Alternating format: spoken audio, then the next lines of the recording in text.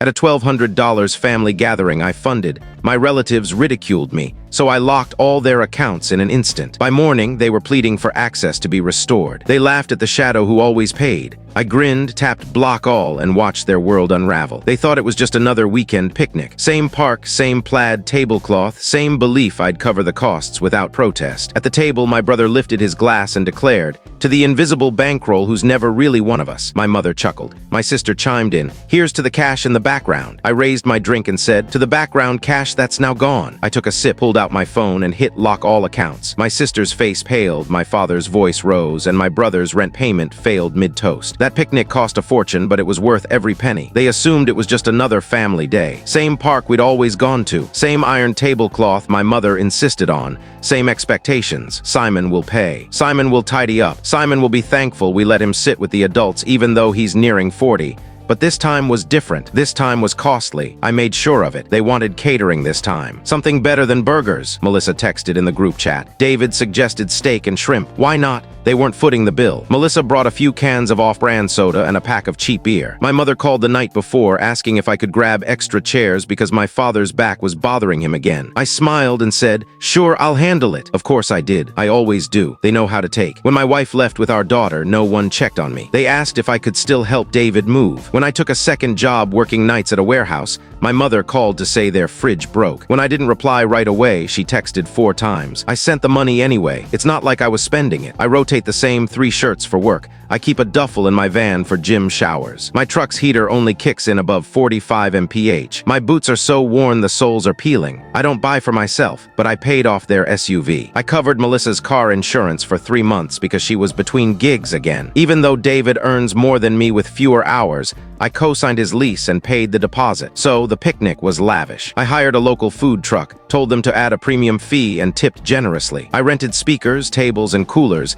adding insurance despite knowing nothing would break. It all went on my card and I stayed silent. When we arrived, it looked perfect. David showed up in a ball cap and tank top, acting like he'd planned it all. Melissa posted a photo. Family Vibes 2025, no mention of who paid. My mother praised the setup and said it was nice to see everyone pitching in for once. I nodded and smiled. Then came the moment. David raised his beer like he was toasting a grand event. He glanced around, smirking. "To the shadow who funds everything but still doesn't fit in," my mother laughed. Melissa clinked her glass and said, "To the cash we don't see." I replied, "To the cash that just vanished." Under the table, I tapped my phone. Lock all accounts, shared savings, family apps, everything. My mother's grocery card, all frozen in seconds. I kept eating my steak. I didn't say another word. The cracks began to show. Melissa tried ordering more drinks. Her card was declined twice. David got a bank alert about a failed rent payment. My father approached, phone in hand, feigning confusion. "Is the bank down?" he asked. I told him to try again tomorrow. They didn't get it yet. They thought it was a glitch, maybe fraud, something external. No one suspected I'd cut them off. Not yet.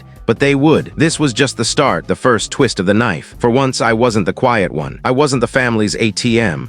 I was done being polite. They thought they were shaming me. They didn't realize they'd already lost and I was just beginning. That night, no one reached out, not a thank you. Not even a dumb meme in the group chat. That told me everything. They were scrambling, probably blaming the bank, refreshing their apps, assuming it was a fraud alert. I knew Melissa would panic first. Her life runs on subscriptions. David was likely too drunk to notice until his rent hit. My mother would sense something was off. She always did, even if she didn't know what it meant. By dawn, the messages started. Melissa texted first. "Hey, did you transfer money or something?" Like we were colleagues, I didn't reply. "My card's not working, can you check?" I didn't. I knew why it wasn't working. She called twice. I sent it to voicemail. At work, I sat in the break room with stale coffee as my phone buzzed. My father called, then David. My mother's voicemail sounded like she was forcing a smile. I let the messages stack up. Melissa emailed, something she never does. She said she was concerned and asked if I was okay, her way of saying, "Fix this." I replied with one line, "The accounts are done." No details. I didn't owe her any. David called next, skipping pleasantries. His voice was sharp. His rent payment bounced, and the leasing office threatened to cancel his move-in without another deposit by Friday. I told him he should have saved some of that party money for emergencies. He hung up. I went to his new apartment complex, which I'd co-signed. I waited while the clerk called the manager. I calmly explained I was pulling my co-signature and canceling the deposit. They warned I could be liable if the lease was signed. I smiled and asked them to check. It was still pending. No lease, no obligation. I stopped the payment before leaving. David showed up at my door, banging like he was serving a warrant. I didn't answer. He paced, calling from his phone, then someone else's. When I finally opened the door, he was yelling. He said I'd screwed him over, made him look foolish, ruined his new beginning. I leaned against the frame and asked what kind of new beginning needed my money to exist. He ranted, listing everything he thought he deserved, like he was reciting lines. I asked if he remembered when I needed help after my divorce, when I was crying in the work bathroom, working nights, unable to sleep. When my wife took our daughter to Mexico without telling me until they landed. He didn't answer. I told him to leave. He muttered something as he walked to his car, probably an insult he thought would sting. I didn't care. I watched him drive off in the car I helped him fix last summer. My father left a voicemail. He said they'd been talking and thought it was time to lay it all out. He wanted to resolve things like family, and suggested I'd taken things too personally, but they were ready to talk seriously. He said shared responsibilities, like he'd read it in a manual. I didn't call back. Let them talk. Let them panic. Let them feel what I've felt for years. Alone, pressured, useful yet disposable. The best part wasn't revenge. Not yet. I was still being reasonable. They didn't know how far I'd go, but they were about to find out. This is part 3 of Simon's story.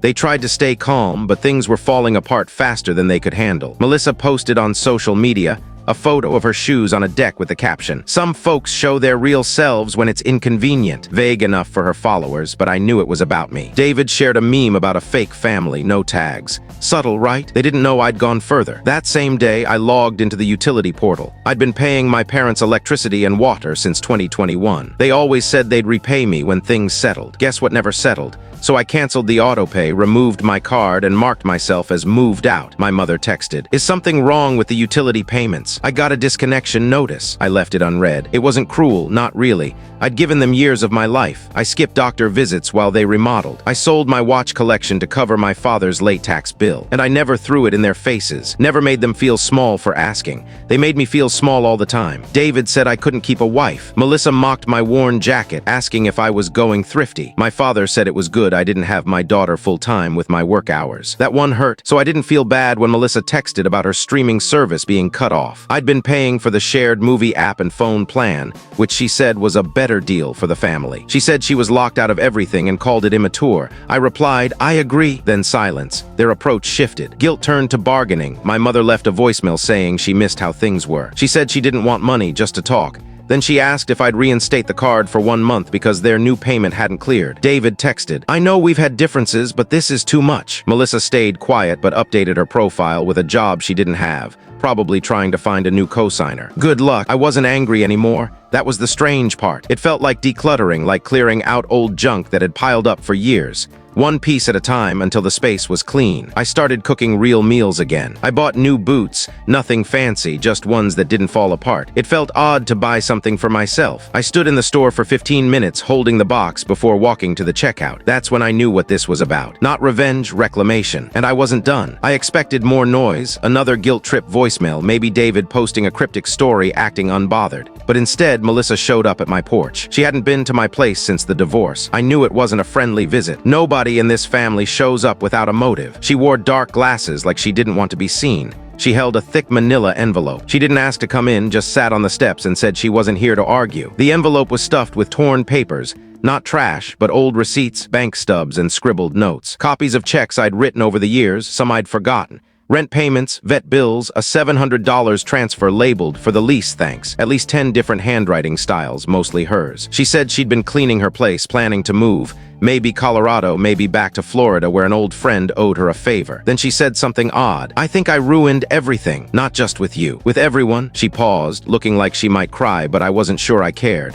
Then she said something that stunned me. "Remember that $600 I asked for in 2020? I'd given it to her for rent to avoid eviction. She admitted some of it went to a guy she was seeing, who threatened to share photos she'd sent him. She said she was too ashamed to tell me and thought she could fix it alone, but she couldn't. I sat in the doorway, unsure what to say, not because I felt nothing, but because I couldn't tell if she was being honest or just trying a new angle. Then she said she wasn't asking for money, just wanted me to know she was sorry and wouldn't bother me again. She left the envelope on the step and walked to her car without looking back. It should have felt like a turning point, like maybe this mess could be salvaged. Then came another shock. David tried to use my identity. I got an email from a bank I didn't recognize, asking me to verify a loan application. They said the email on the form was off. Simon 32 instead of Simon 23, just close enough to slip through. The bank rep said it was flagged because some documents looked copied. I knew it was an old tax form I'd sent David when he needed proof of income for a failed business idea. That broke something in me I didn't know was still whole. I filed a fraud report locking blocked every account, changed every password, and made sure his name was flagged in every financial system I could access. It felt clean,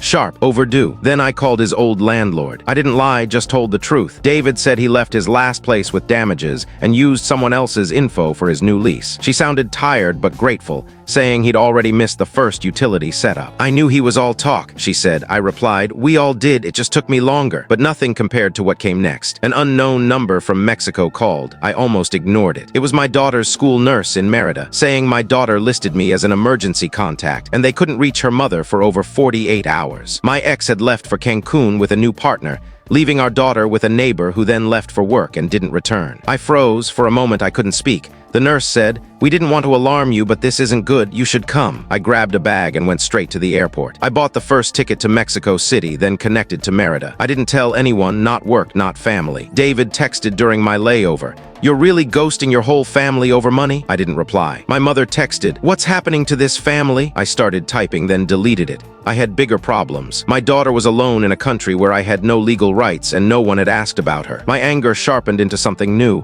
I wasn't done. I'd just changed focus. I landed in Merida past midnight. The airport was nearly empty, just a few taxis and locals waiting. I had no checked bags, just my passport, a backpack, and one mission: find my daughter. The nurse gave me the neighbor's address, a place on the city's edge I didn't know. I paid the driver extra to wait while I knocked. My daughter was asleep on a couch in a house that smelled of dust and cooking oil. The neighbor, a man in his 50s, barely spoke English. He said her mother went to Cancun for a few days and stopped answering her phone. I thanked him, carried my daughter to the taxi, and took her to a motel. She didn't ask why I was there, just hugged me and whispered, I missed you. I said it back. We stayed there, just us. I took her to the beach one morning. We ate fruit and pastries, wandered markets, and watched local cartoons. It was the first time I'd felt like a father in years. My ex finally texted, everything okay? That was it. I didn't respond. Instead, I visited a lawyer the nurse recommended, asking about custody or filing a neglect claim. I knew it was a long shot, but I had to try. Back in the States, things were crumbling. David's lease was canceled. The leasing company asked if I wanted to press fraud charges. I said I was thinking about it. Melissa posted a selfie with the caption,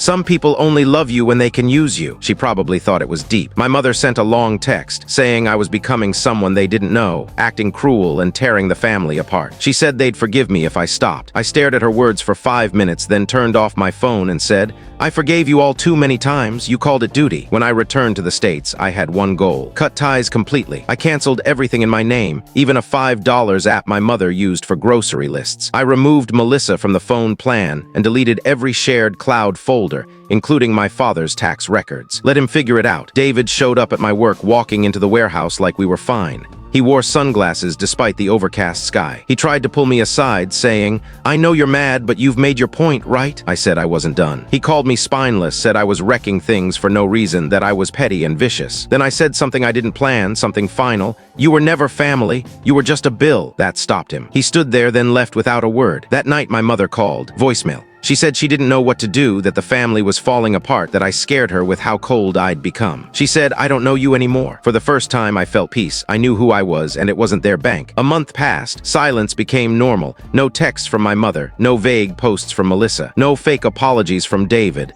The group chat was dead. It was the calmest I'd felt in years. I got visitation rights in Mexico, not custody, but a start. My daughter could visit for the holidays. I started fixing up my spare room, painting it blue, buying a desk. The first real furniture I'd bought in years. I still wore the same jeans and drove the same truck, but everything felt new. Just when I thought it was over, they tried one last move. I'm sure it was Melissa's idea. She texted out of the blue, saying they wanted one final family meeting, no drama, just to clear things up. I ignored it. My mother sent a physical letter, her handwriting on the envelope like it was 1998. Inside was a photo of us from a decade ago, smiling at a lake house. A note read, before all this, let's talk. I looked at it for a while, then drove over unannounced. They were all there, my mother, father, Melissa, David. They seemed rehearsed. David spoke first, trying to be clever. The runaway wallet's back. I didn't smile. My mother said they realized things had gone too far, that I needed space, but we were still family. That means something, she said. I waited, letting them spill their excuses and rewritten history. Then I told them how I saw it. I told my mother she never shielded me from my father's snide remarks,